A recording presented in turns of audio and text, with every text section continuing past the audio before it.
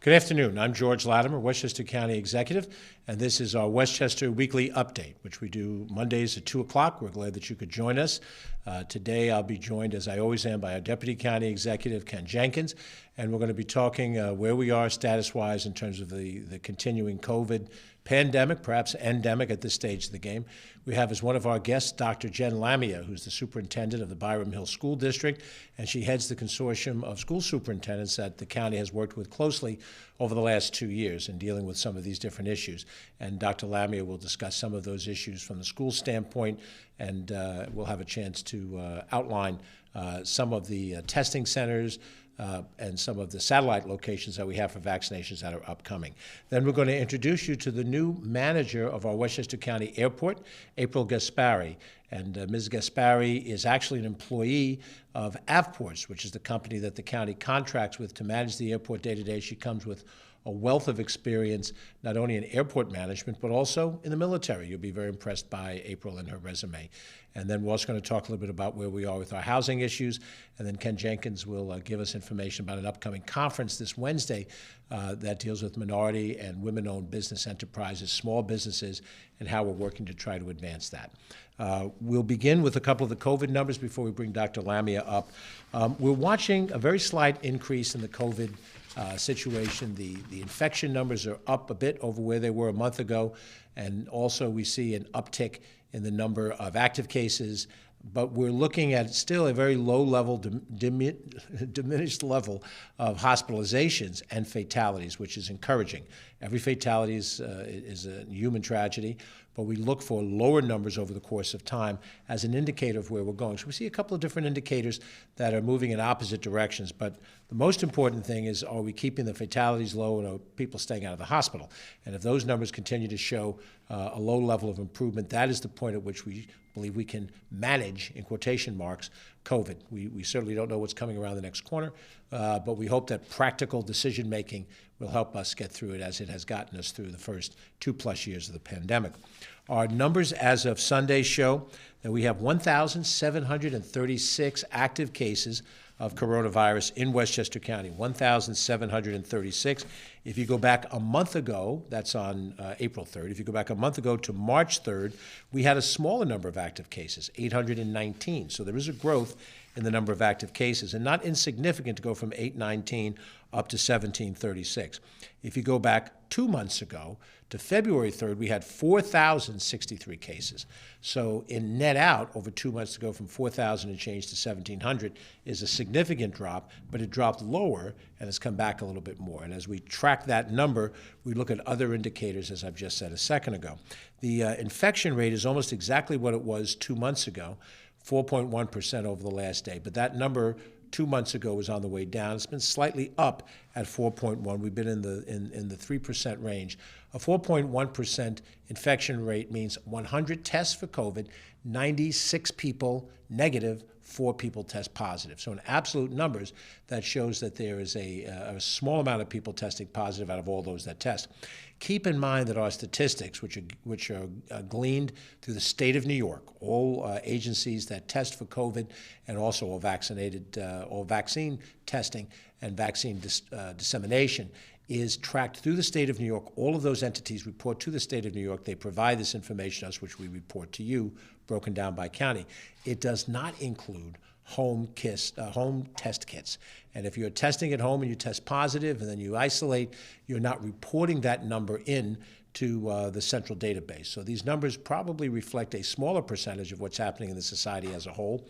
And of course, if you're taking an in-home test, you're on the honor system.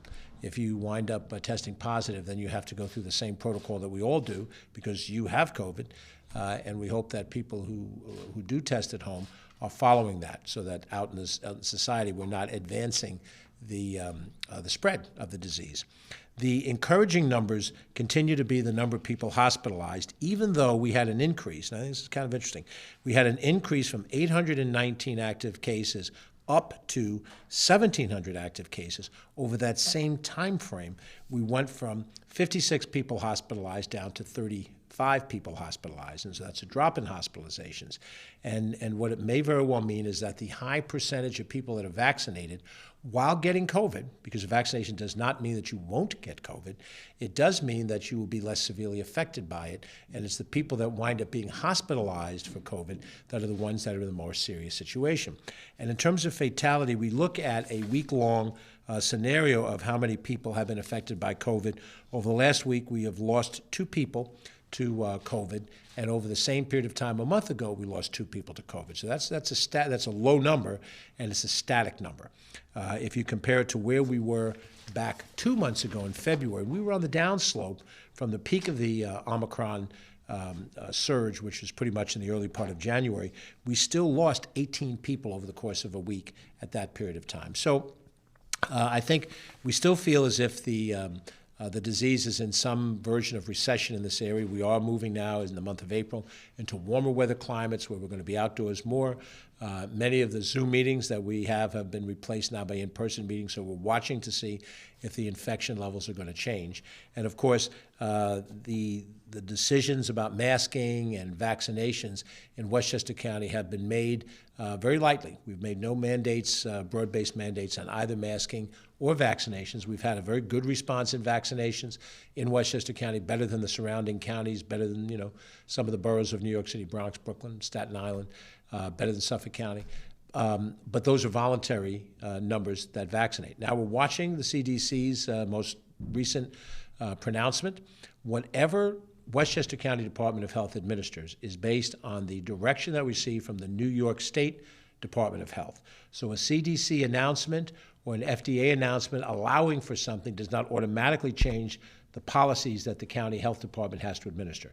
So we're waiting to see the New York State Health Department give us certain directives regarding the 4th shot and how many of these shots will be coming all together and how they interpret what full vaccination means.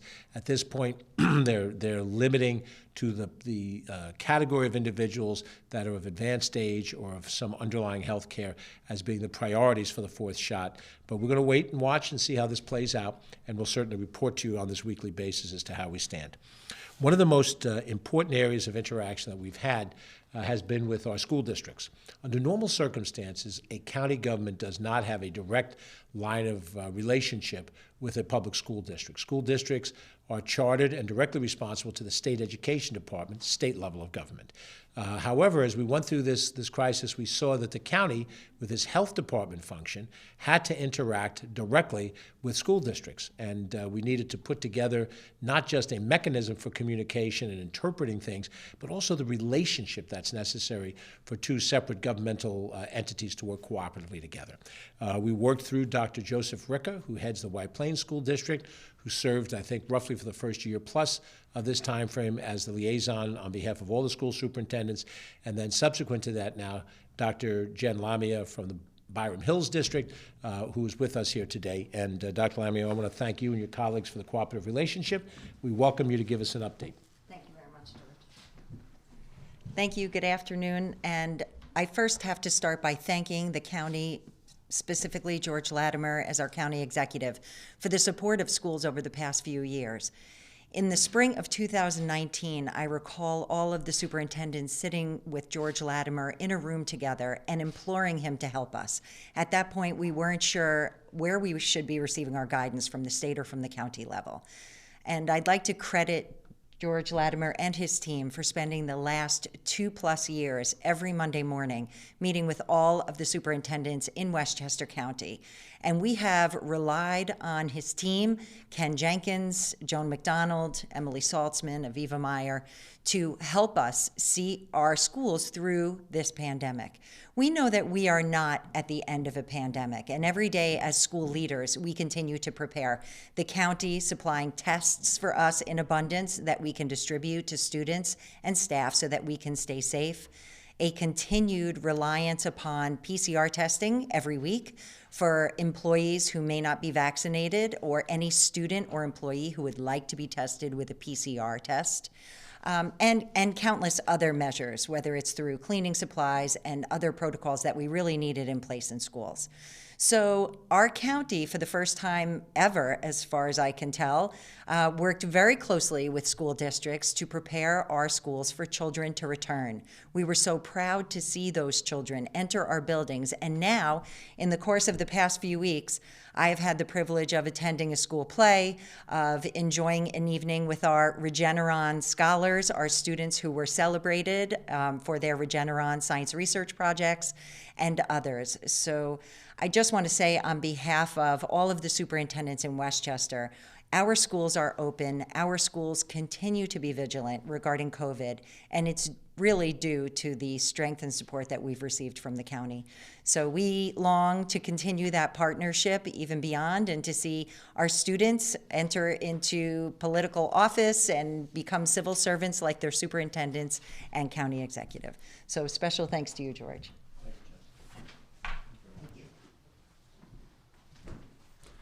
Dr. Jen Lamia, Superintendent of the Byram Hills School District. For those who may not know, Byram Hills covers basically the hamlet of Armonk and the hamlet of Banksville within the town of North Castle, directly north of White Plains.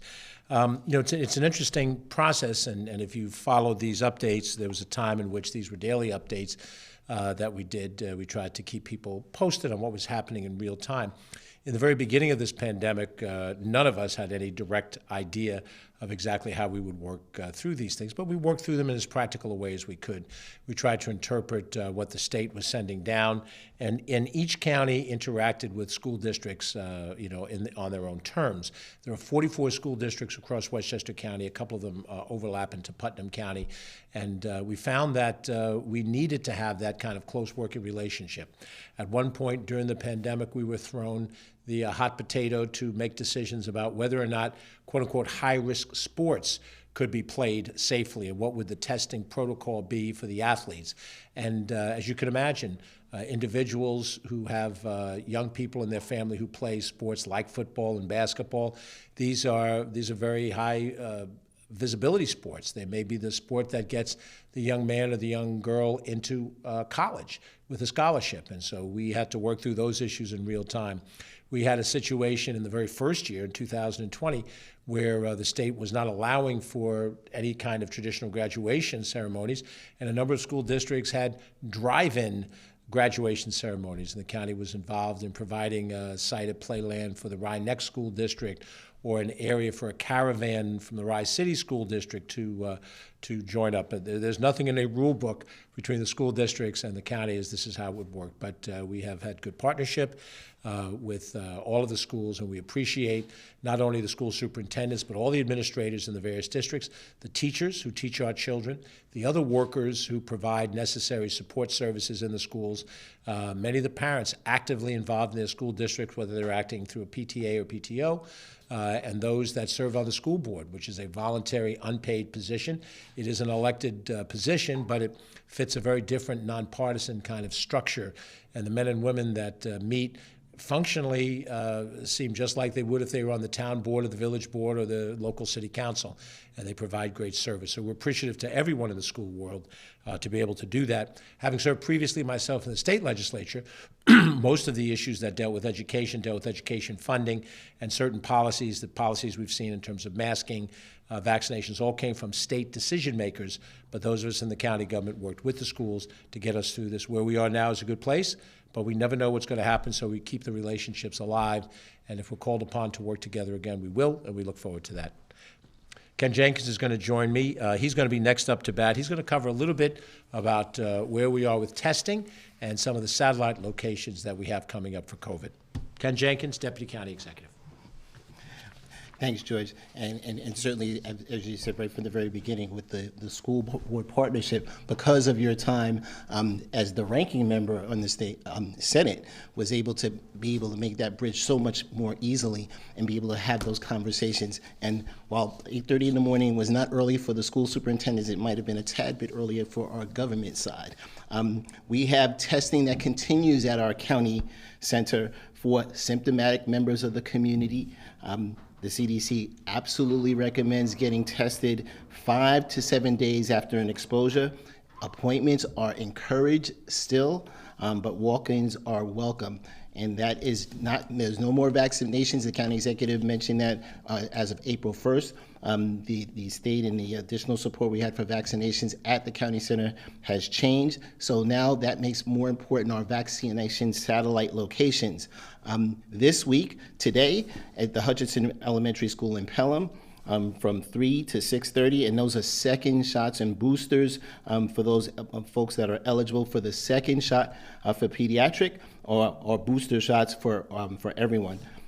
Today at the Yonkers Clinic, at the Department of Health Clinic on 20 South Broadway, from 4 to 7 p.m.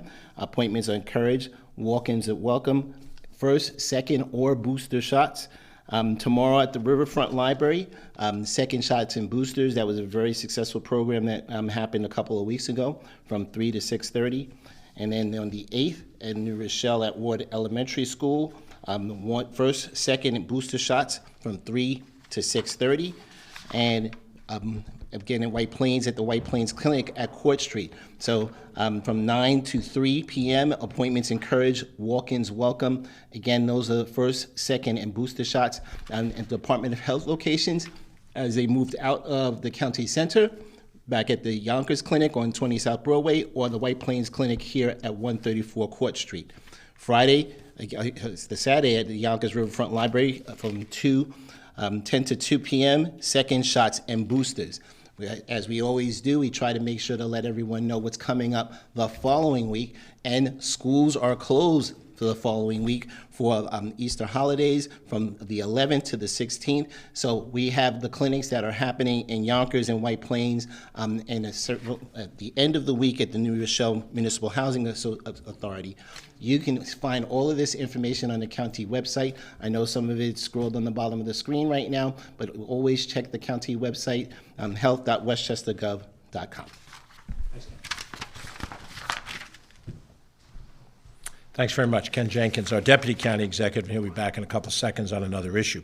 So we try to use these update reports, which were originally structured around the COVID outbreak, to cover some other things that may be of some interest. Last week, we chatted about the Lake Isle Dam issue in Eastchester and New Rochelle area. This week, we want to touch on a couple of other things as well. First of all, we want to just mention again that the Westchester County Airport is one of the major areas where we have public policy issues at hand.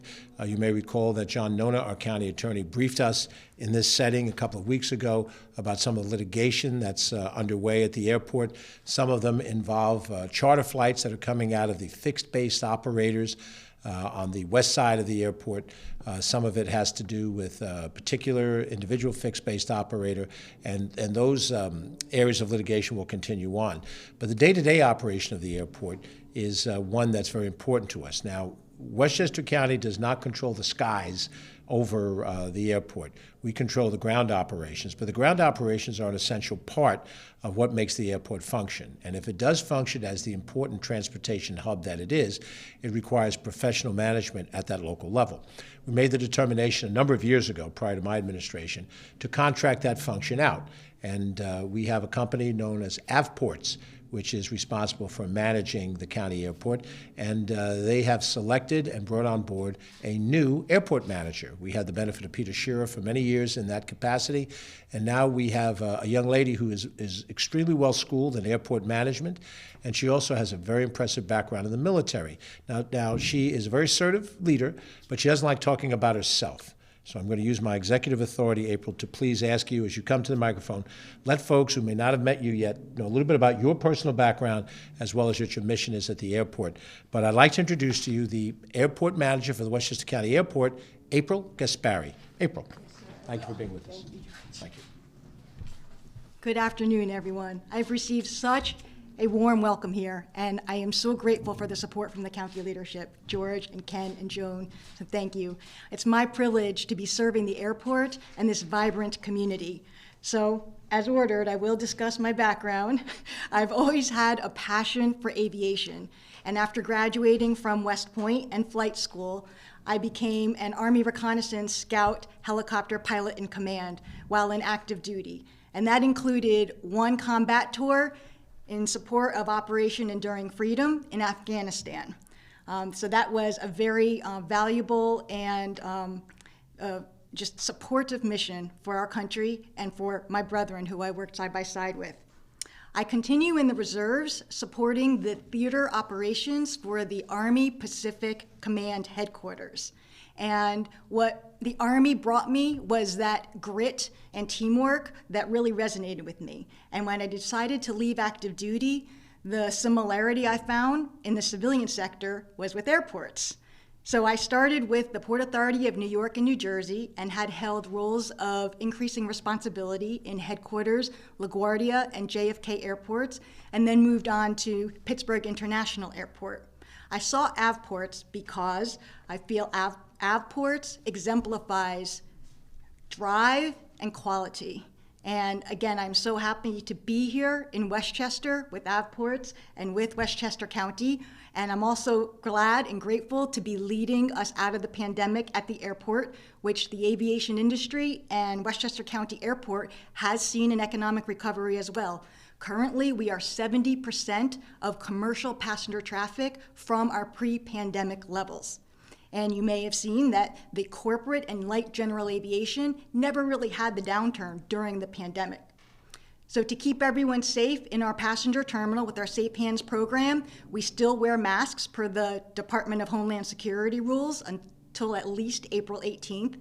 And we have commissioned this year 7 individual restrooms and repurposed a previously restricted area to create a little more social distance space during those peak hours and when there are airline delays. And we are seeing that does not mean more aircraft in the air, simply that there are more people flying on each flight, increasing those load factors. And that's been a steady trend.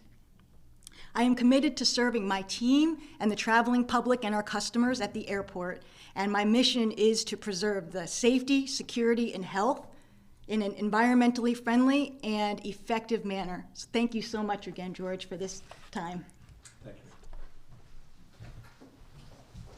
Thank you very much. That's April Gaspari, who is the airport manager at Westchester County Airport.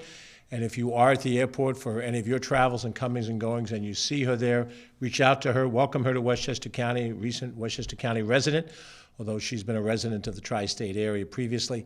We're very happy to have her on board. So thank you and good luck in your tenure. Just to position a little bit about the circumstances, Westchester County Airport has developed in an area where there's residential housing in relatively close proximity. Much of it has been built since the airport became a commercial entity. So we have a balancing act to do. It represents an important transportation hub. It is important for the residents of the county for their convenience. It is a close-in alternative to going to LaGuardia Airport. By the same token, the size and the scope of what we want at the county airport is not a LaGuardia environment. We want it to be scaled appropriately to what a suburban location is.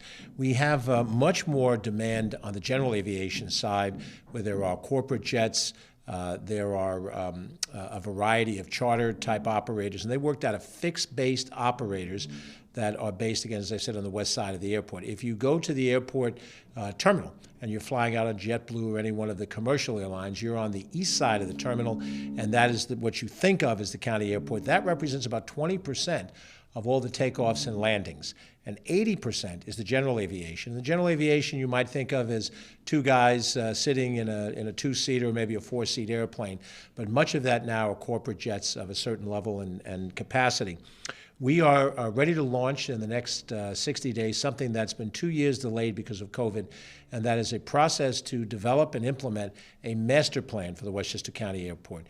And that gives us a chance to discuss conceptually all across the county what we want to see Westchester County Airport be, what kind of policies will help us get to that level. When I came into office slightly over 4 years ago, we were on the cusp of a proposal to privatize the airport, turn it over to private management. We rejected that. We kept it in public hands so that we would be able to shape its future and not have its future shaped by a private entity who would have perhaps different priorities.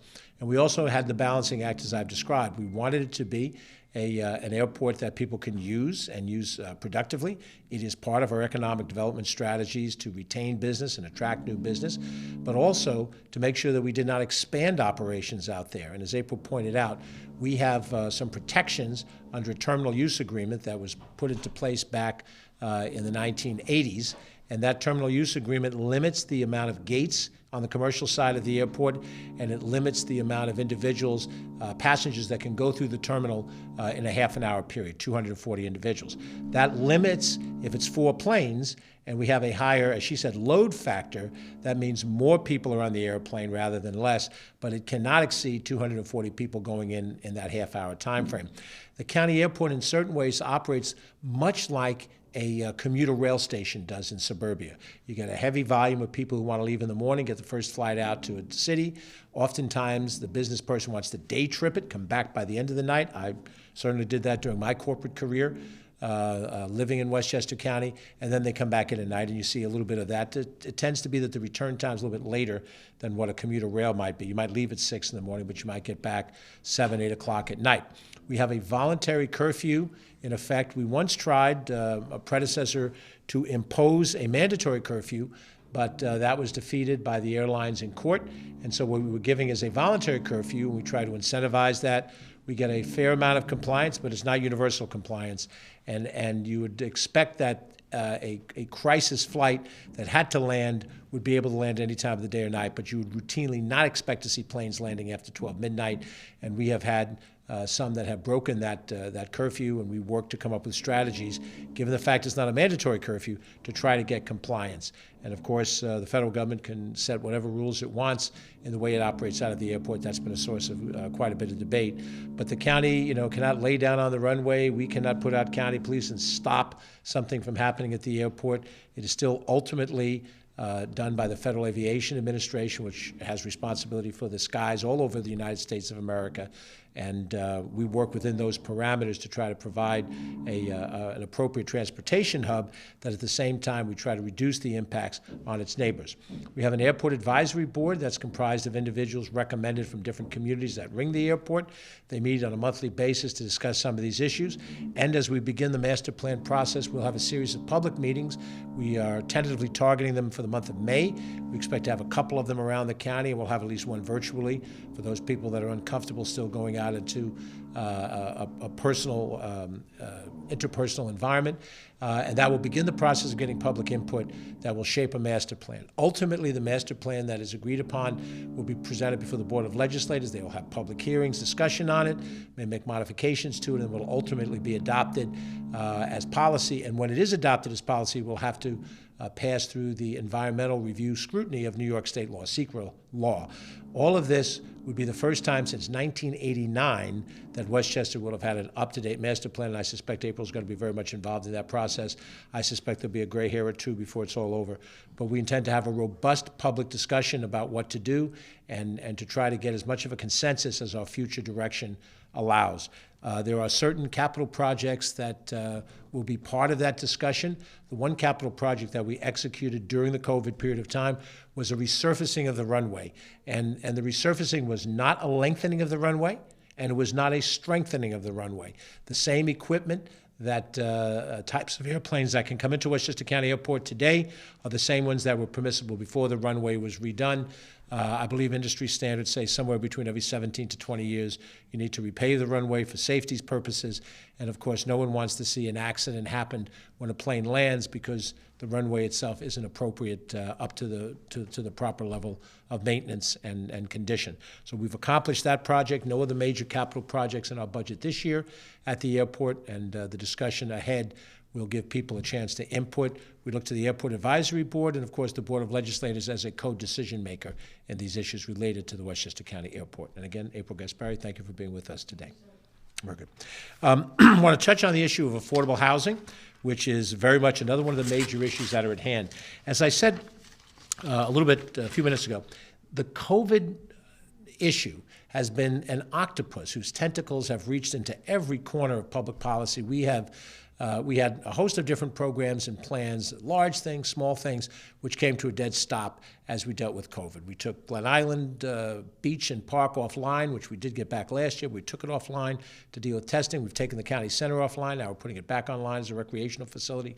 But almost every one of our policies related to COVID, we are not treating COVID as if it doesn't exist. It is still there. It is still a serious issue, but it is not the only issue on the table. We mentioned the county airport, as I mentioned last week, the Lake Isle Dam.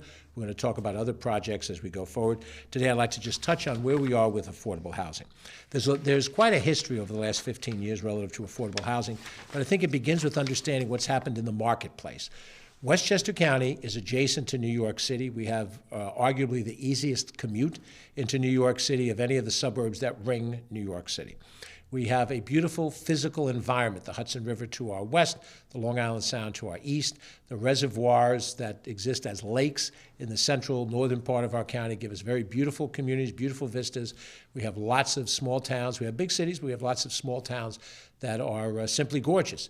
And people who have grown up here who want to stay, people who live in New York City and have reached a point in their life where they want what suburban life can provide them, the guarantee of good schools, which we talked about earlier today, safe streets. Crime is down in Westchester, even if it's not down everywhere.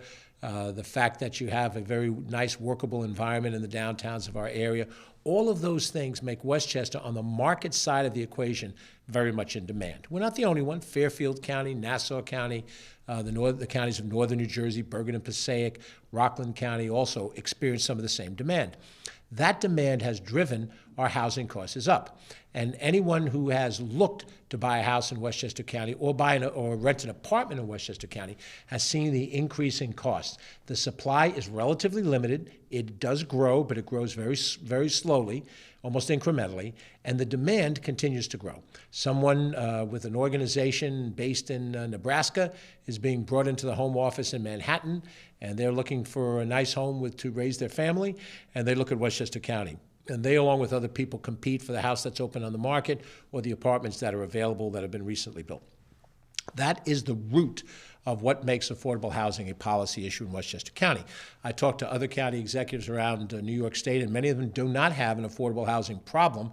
They have plenty of affordable housing. They don't have enough people gainfully employed to make that connection. So they have a different economic development challenge than we do. But in terms of affordable housing, we've had a need, and the need is particularly acute because there are many fields of endeavor for which full-time work does not compensate at the level necessary to compete to buy that single-family home or even rent that upscale apartment located by a train station in one of our urban centers. And people who serve as nurses, people who serve as teachers, people who serve in local DPW functions, people who work in retail, a host of different fields of productive work are not compensated the way our friends in the finance community are, our friends who are top-level lawyers, top-level medical professionals, those in corporate assignments in finance and marketing, operations, whatever they are. When they're making large six-figure incomes, in some cases seven-figure incomes, affordability is not an issue for them. But we need to have people in this county that can be the nurses, the teachers, the DPW people, the retail employers. So I believe, and our administration believes, we have a public policy need in order to have more affordable housing. And I might add, this is not just soft-hearted, good feelings toward people. This is a core tenet of economic development. We cannot retain the corporations we have in this county, nor attract new businesses, large or small, to come into the county if we do not have a supply of affordable housing that their workforce can live in. And while the senior management might be fine, the bulk of the workers who might work in a corporation, if they can't afford to live here, then that becomes a disincentive for that company to move or to stay within this county. That basis of affordable housing does not take into account that affordable housing, like most issues in our society, have become issues for which there are 2 points of view, 2 philosophies that compete and collide. And there are those that say that the role of the county government is not to be involved in affordable housing. This is simply the invisible hand of the marketplace, and we should not be involved. We should not spend public resources to do this. That is a point of view. I share the opposite point of view, which is this county government needs to be involved in any of the issues that affect the health and welfare of the people in this county and the economic development of this county, and we believe there is a role to play. To back up that position, we have allocated significant amount of capital dollars in the last 3 budgets, totaling $150 million, roughly equally divided between money set aside for land acquisition to help incentivize the development of affordable housing units within existing complexes, either wholly affordable or in part affordable. And then also infrastructure money, so that when a site is potentially an affordable housing site and the site has been obtained, it's been purchased, that there may be rock that has to be blasted in order for there to be a site prep for the site to be built on, or an extension of a sewer pipe, or the inclusion of a traffic light, all those kinds of infrastructure costs that go with it. Those two combinations together are the difference between whether the complex gets built or not. Now, in most development situations, you might see a government entity do the development. Westchester County does not have its own housing authority. We are not the developer of the affordable housing. And that puts us in a bit of a different position than you might expect. So when someone says, what's the county doing about affordable housing? We are using financial resources and technical resources to incentivize that there be affordable housing units, but we do not have the wherewithal to directly do the development themselves. There are some parcels of county land which have lent themselves to development. We've had recently a 41-unit project in the city of Rye, a 45-unit project in Larchmont, which were built on county-owned land, surplus land, that reverted to the county from the development of the New England Thruway. And there's some other sites in Portchester and Rybrook and so forth that have lent themselves to that. But in most cases, the county's incentivization is part of a carrot and stick approach to try to help more affordable housing units come online. You're well familiar with the fact that a little over 10 years ago, 12, 14 years ago, a lawsuit was filed by advocates based in New York City primarily, which sought to force Westchester County to be involved in more aggressive actions on affordable housing, and specifically to sue local communities that they felt set up barriers to affordable housing. And they also tied into it matters of demographics, that they felt in this lawsuit that the demographics of the individual, the race of the individual, was an important part of why zoning was structured the way it was. That court case was adjudicated, and a settlement was created, which the county, 2 predecessors ago, signed on to the settlement, agreeing to do certain things. My immediate predecessor did not agree with that, sued, went to court with Housing and Urban Development, federal government, and they fought it out in court. The final resolution favored what the federal government intended to do, and they put in a plan that Westchester had to execute, and we were under a federal monitor to make sure that we met those criteria. Some of those criteria was developing 750 units of affordable housing in 31 targeted communities.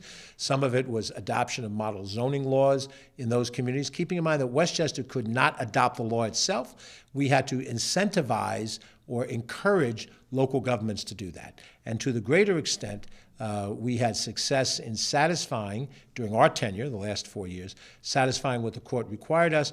And you saw some projects go up 10 units in North Castle, 42 units in Somers, and all across the board, different actions that helped satisfy that lawsuit. And just within the last year, the court was given a report by the monitor satisfying that Westchester County, under the current administration, was sincere about trying to do what we could do to help advance affordable housing. Now, in the process of that advancing, there's 2 levels of our public policy involvement. The first level is to make sure that we've satisfied what the court has required of us to do, and that is where you read stories about Yorktown and some other communities where the last few communities that haven't done one action or another, and the county needs to incentivize that and use our leverage to help do that. But the second piece, which to me is the even more important piece, is that we did a study that was completed in the fall of 2019, and it showed the need for affordable housing. It laid out the statistics very clearly, and it identified an unmet need that could be satisfied by 11,000 new units of affordable housing, or existing units, countywide, not in any one community, but spread out over the whole county. And so our administration's philosophy is to try to incentivize that in all parts of the county, not just the communities that were identified as part of the lawsuit, but wherever there was a demand for affordable housing.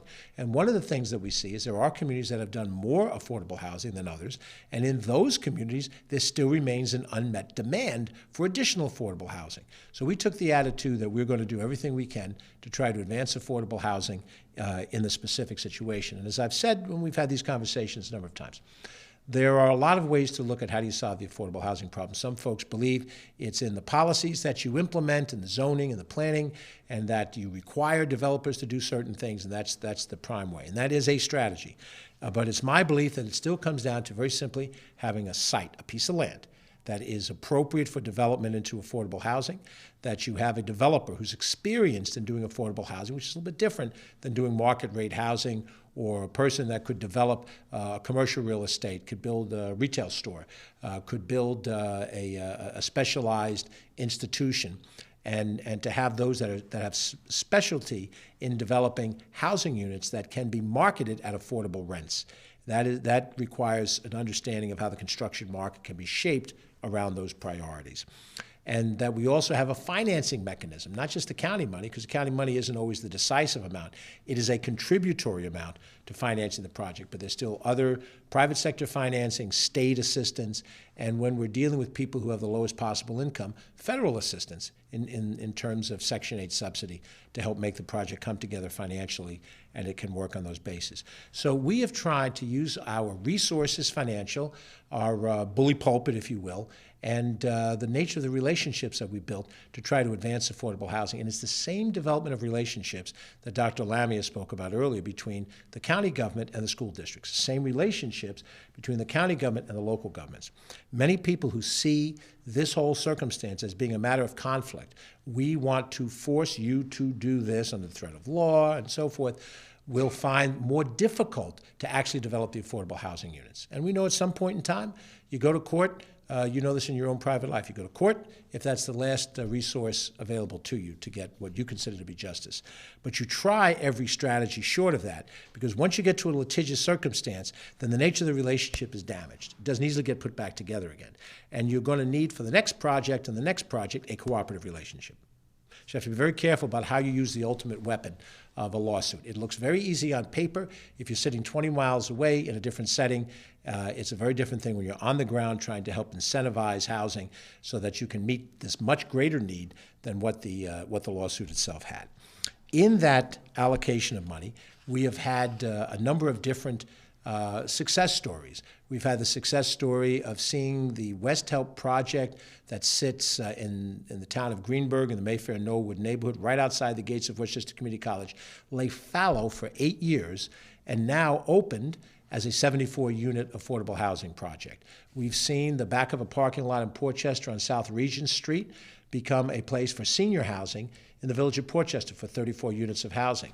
As you drive north on Route 9 and you look east to downtown Peekskill on a rise, you'll see an 82-unit affordable housing complex that's rising and being built. If you go to downtown New Rochelle, across from where the family court was just recently built, you'll see a 150, I think it's 159 unit, might be bigger than that, affordable housing complex rising as other spires rise on market rate in New Rochelle. This is an affordable housing unit right by the train station into New York City, right by the bus routes that lead you to the Sound Shore in Mount Vernon. So all of those kinds of projects represent the concrete element and example of where we are with affordable housing. We have something like 2,500 units that we're close to working on, probably 4,200 units in the pipeline. Those numbers fall well short of the 11,000 units, but we're still happy as we bring them on board, and we have so many units that open, the ones I've mentioned and others. The Dayspring project in Yonkers is another one that ribbon cutting over the last couple of years. We think we're making progress, and all of this progress was held back over the last 2 years by COVID. As I mentioned, you heard it in the school situation. We have all had to go through the octopus of COVID and its tentacles, making it difficult for us to make a straight line effort to build affordable housing. So as much as we feel we could have done had COVID not come to us, it did. It had its impact over the last 2 years. We hope now that we're going to move forward in a more powerful way. I want to share with you a video which touched on fair and affordable housing in Westchester County. We think you'll find it of some interest. Every April, we take time to recognize the importance of fair and affordable housing in our world. Whatever home is, it should be a place of refuge and respite. To have a livable environment for both adults and children is an essential thing in life. Just this past year, we opened up projects in Greenburgh, in Portchester. We made significant projects in White Plains and in Peekskill, all of which had affordable housing units that can help reach those people who need housing and really need to live in Westchester because they work in Westchester and they're part of our communities. So this is the month we highlight this and we focus on it with this series of interviews that we have. In our 2022 budget, we allocated $100 million capital that was set aside specifically for land acquisition and for infrastructure improvement, things like sewer pipes to extend them or curb cuts, things that are necessary in order for a complex to be built. Westchester County's life, the quality of life and the economic life of this county is enhanced by having a diverse population. And that diversity is not just by demographics, it's by age, it's a host of different ways that make us stronger, the mosaic of Westchester that we talk about. And not all of those people can afford market rate housing, but we need all of those people in Westchester to help to contribute. The police officers, the firefighters, the sanitation men, the teachers, the nurses, all of those and many more than that represent an important part of our employment base. And when we want to attract a corporation to come into Westchester County or retain a corporation in Westchester, they want to know that there's sufficient housing for their workforce. When we can put energy and time and see the result of it, and that we have a growing, diversified community. Our population has grown in Westchester County. We've broken 1 million people in the last census. We know that we're on the right track. We have to work harder to accomplish more units for people, and we think if we can do that, we have a stronger and a better Westchester.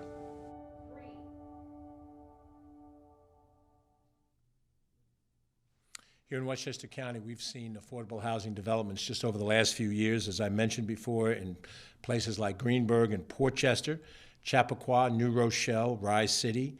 In Harrison, some units came online, and we know that we've got to do more, and we have to do more in more places.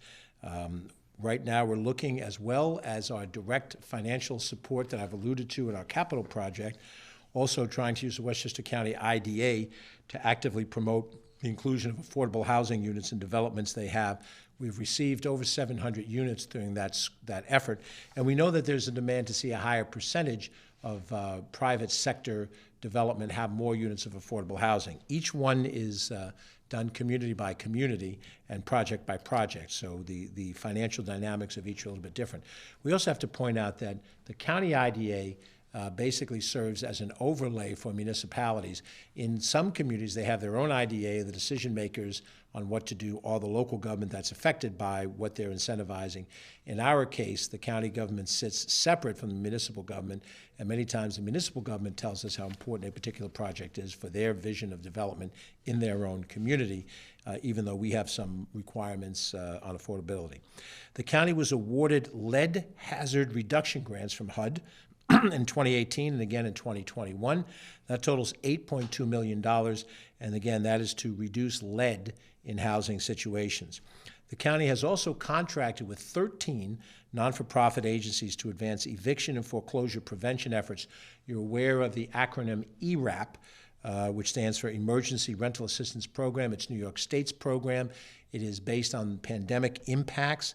And there's a number of households, over 2,000 households, that have been assisted so far with $28 million, almost $29 million in rental arrears. There's an equivalent amount of money, not equivalent amount, but there's an additional stream of money, not the same amount, to deal with utility costs that have also been in arrears.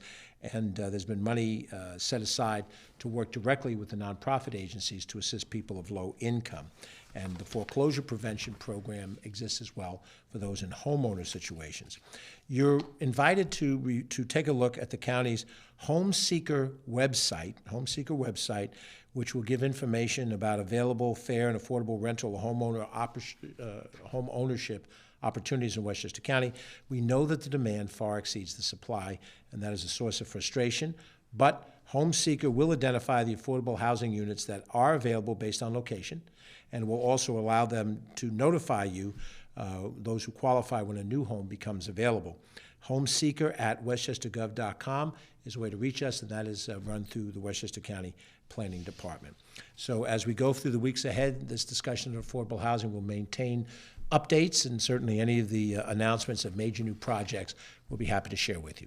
Next, I'd like to go back to Ken to discuss some of the efforts that we're doing for small business growth and development, including a conference coming up this week, and in this particular case, targeting to minority and women-owned businesses under the MWBE program. Ken. Thanks, George. This is definitely an exciting thing that's consistent with the county executive and the Latimer team's administration as far as opportunities for economic development for many individuals, for our minority women in business and service-disabled veterans organizations. So this week on Wednesday at 8 a.m., we're going to have a conference for inclusion. It's called Catalyst for Diversity, and it's making the connection. And that, again, is at 8 a.m. at the NYPA building, the New York Power Authority building. So it's cooperation between Westchester County Economic Development and the New York Power Authority at their building on 123 Main Street here in White Plains. And we're going to have some panel discussions, as well as the opportunity to connect to other business opportunities for Westchester County and the Metropolitan Transit Association, as well as the New York Power Authority.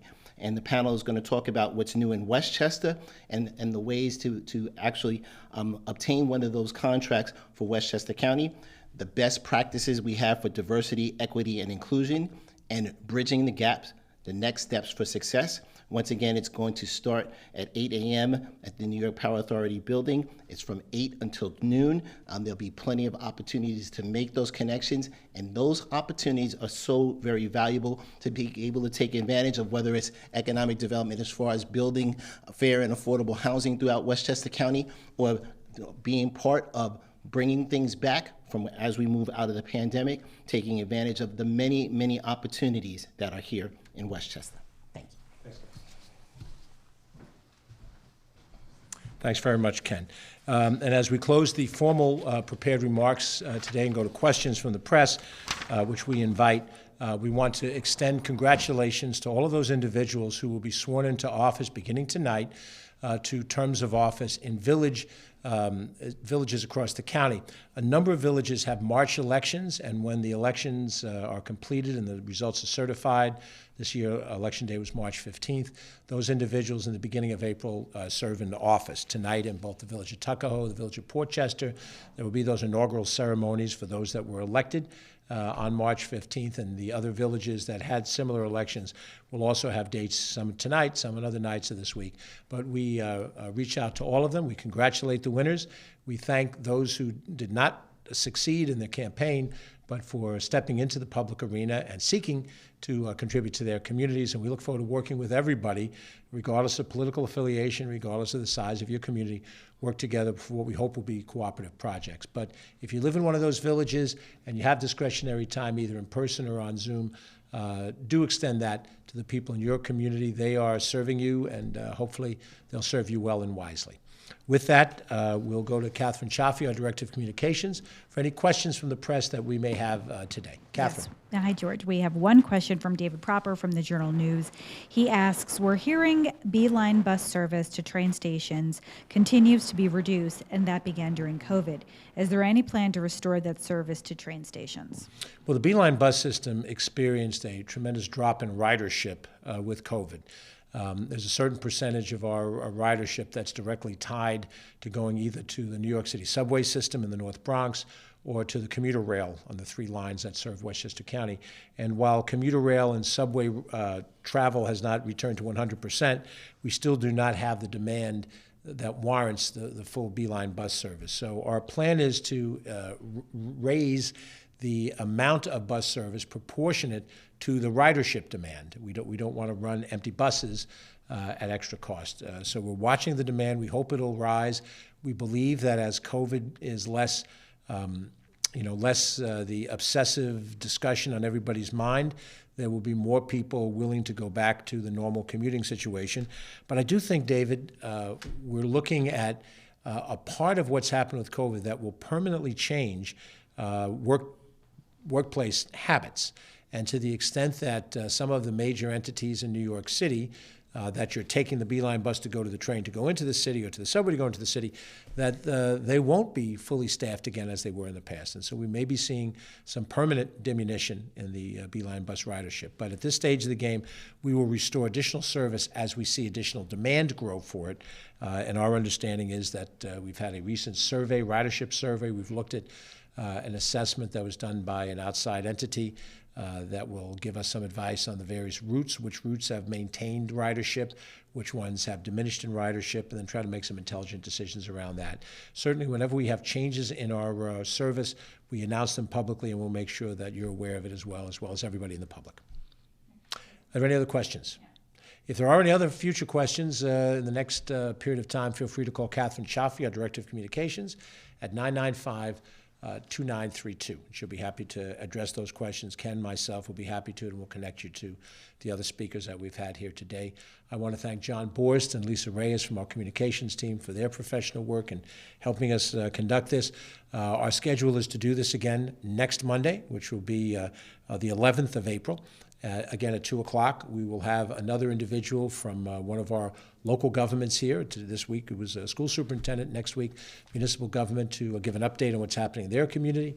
And we have our municipal call coming up at 3:30 with our local government officials to discuss some of these issues. And we look forward to any dialogue from the public as you see fit. I'm George Latimer, Westchester County Executive.